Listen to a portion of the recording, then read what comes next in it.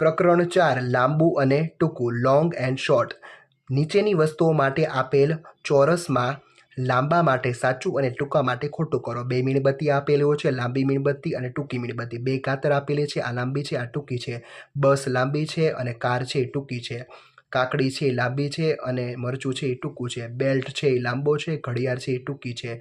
અજગર છે એ મોટું છે, ઈયળ છે એ નાની એટલે કે ટૂંકી છે. એના પછી છે એ હોકી છે એ લાંબી છે, એના માટે સાચાની નિશાની, આ માટે ખોટાની નિશાની. પછી શર્ટ છે એ ખોટું, પેન્ટ છે એ લાંબુ છે સાચું. ચાલો એના પછી ઘોડી છે એ લાંબી હોય, ખુરશી છે એ ટૂંકી હોય. પછી રબર છે એ ટૂંકું હોય અને સ્કેલ છે એ લાંબી હોય. પછી 2 કેરબા આપેલા છે, આ છે લાંબો કેરબો, આ ટૂંકો કેરબો.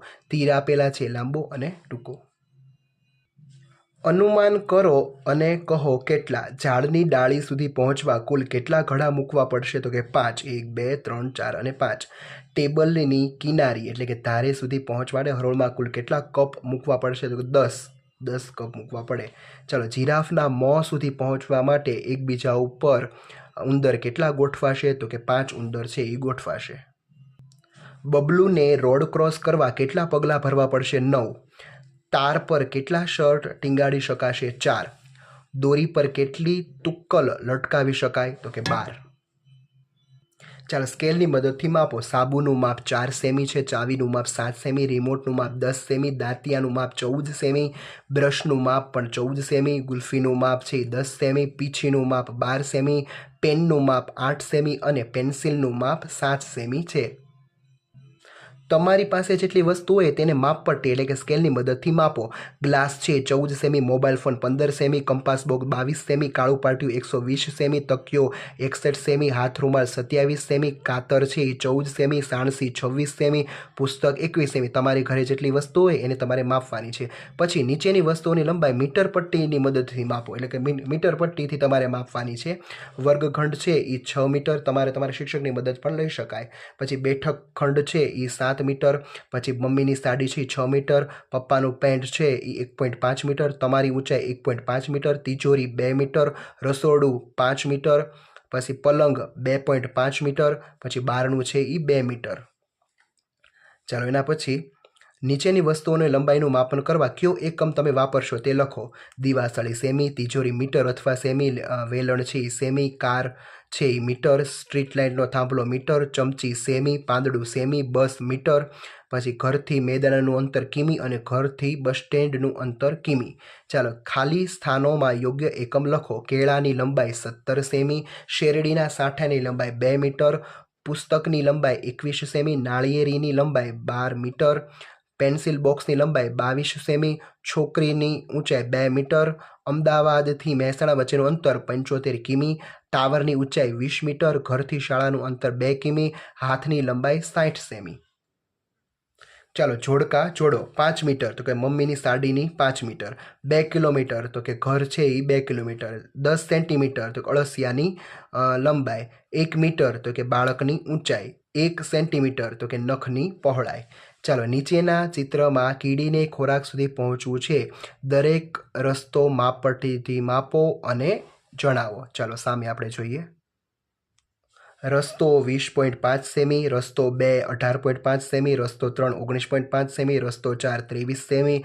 સૌથી ટૂંકો રસ્તો 2. તમે ચિત્રમાં ચારે રસ્તા કરતાં સૌથી ટૂંકો રસ્તો બનાવો. કેટલા સેમી થયો? તો કે 18 સેમી થાય. ચાલો, નીચેના નકશાને આધારે પ્રશ્નોના જવાબ લખો. એટલે નકશો આપેલો છે, હવે પાછળ પ્રશ્નોના જવાબ આપણે આપીએ.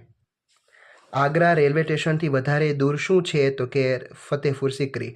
રેલવે લાઇનથી વધારે નજીક શું છે? બાબરપુર જંગલ. બાબરપુર જંગલથી વધારે દૂર શું છે? ફતેહપુર સિકરી. યમુના નદીથી વધારે નજીક શું છે? તાજમહેલ. રેલવે લાઇનથી વધારે દૂર શું છે? તાજમહેલ. આગ્રાના કિલ્લાથી વધારે નજીક શું છે? યમુના નદી. ફતેહપુર સિકરીથી વધારે દૂર શું છે? આગ્રાનો કિલ્લો. તાજના જંગલથી વધારે નજીક શું છે? તો યમુના નદી. ચાલો, ફરીવાર ચિત્ર આપેલું છે, ચિત્રોના આધારે પ્રશ્નોના જવાબ આપણે આપીએ. તંબુથી ગામ સુધીનું અંતર કેટલું છે? 400 મીટર. ગામથી મંદિર સુધીનું અંતર કેટલું છે? 600 મીટર. ટેકરીથી કુવા સુધીનું અંતર કેટલું છે? 850 મીટર. તળાવથી મંદિર સુધીનું અંતર કેટલું છે? 700 મીટર. તંબુથી તળાવ સુધીનું અંતર કેટલું છે? 800 મીટર. કયું અંતર વધારે છે? તંબુથી મંદિર. કેટલું? તો કે 200 મીટર. કયું અંતર ઓછું છે? તો કુવાથી તળાવ. કેટલું? તો કે 200 મીટર. કયું અંતર વધારે છે તો ગામથી ટેકરી કેટલું તો કે 100 મીટર. કયું અંતર ઓછું છે તો કે તંબુથી ટેકરી કેટલું ઓછું તો કે 100 મીટર. કયું અંતર વધારે છે તંબુથી મંદિર કેટલું તો કે 150 મીટર. ચાલો ગૃહ કાર્ય કરીએ. તમારી પાસે રહેલી નીચેની વસ્તુઓની સેમીમાં અંદાજી માપન કરો અને પછી છે એને ખરેખર રીતે માપો. પહેલાં તમે રબારનું અનુમાન લગાડવાનું કે કેટલું છે તો કે 3 સેમી. માપપટ્ટીથી માપો તો સાડા 3 સેમી થશે. અહીંયા પછી માપી લેવાનું. ચાલો પછી ફેવિસ્ટિક આપેલી છે એટલે ગમ આપેલો છે તો તમે એમનેમ જુઓ તો એમ લાગે કે 4 સેમી છે. પછી તમે માપો તો 4.5 થશે. 2 સેમી પછી કેલ્ક્યુલેટર 2 સેમી તો કે 2.5 સેમી. પેન્સિલ છે એ 8 સેમી અંદાજ લગાડ્યો. ખરેખર એની છે લંબાઈ છે એ 8 સેમી છે. પછી આંગળીની છે એ તમે 1.5 સેમી અંદાજ લગાડ્યો અને 2 સેમી ખરેખર છે. ખુરશીની સીટ છે એ 1 સેમી અને 1 સેમી. પછી કલર છે એ 5 સેમી અને ખરેખર 6 સેમીનો છે. પુસ્તક છે 2 સેમી તો 2.5 સેમી આવશે. કયો રસ્તો ટૂંકો છે? દેડકાને છે એ નદી કિનારે તળાવે પહોંચવાનું છે. રસ્તો 2 એના માટે ટૂંકો છે. વિદ્યાર્થીને છે એ પોતાના ઘરે જવાનું છે. રસ્તો 4 છે એ અપનાવશે. ચાલો એના પછી જોડકા જોડો.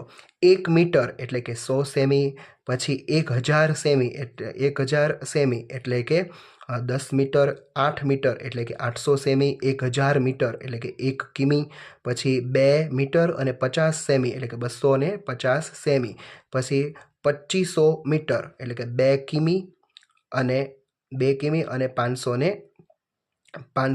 મીટર. પછી 700 સેમી એટલે કે 7 મીટર. 850 સેમી એટલે 8 મીટર અને 50 સેમી. 9 મીટર અને 10 સેમી એટલે 910 સેમી અને 3 કિમી એટલે 3000 મીટર. ચાલો અંદાજિત માપ આપણે જોઈએ તો મોબાઈલનું છે એ 15 સેમી. સ્ટ્રીટ લાઇટનું છે એ 5 મીટર. ઘરથી મંદિર છે એનું 1 કિલોમીટર. પછી મગફળી છે એનું 2 સેમી અને સાપ છે એનું 1 મીટર. ચાલો અહીં તમારું આ ચેપ્ટર પૂરું થાય છે. Thank you.